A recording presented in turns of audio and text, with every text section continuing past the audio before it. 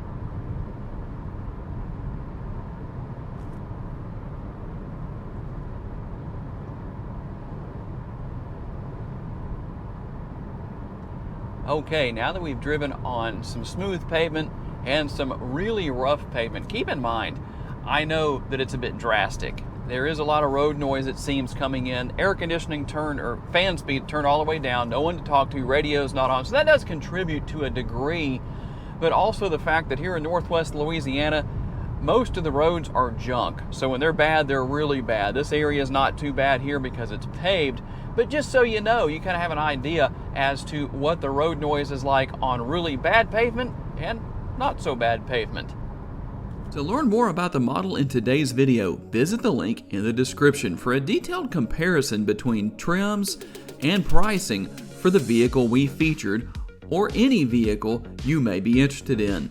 These pages feature information such as our recommended trim level based on price, value, and features. Thank you for taking the time to watch today's video. We look forward to seeing you next time.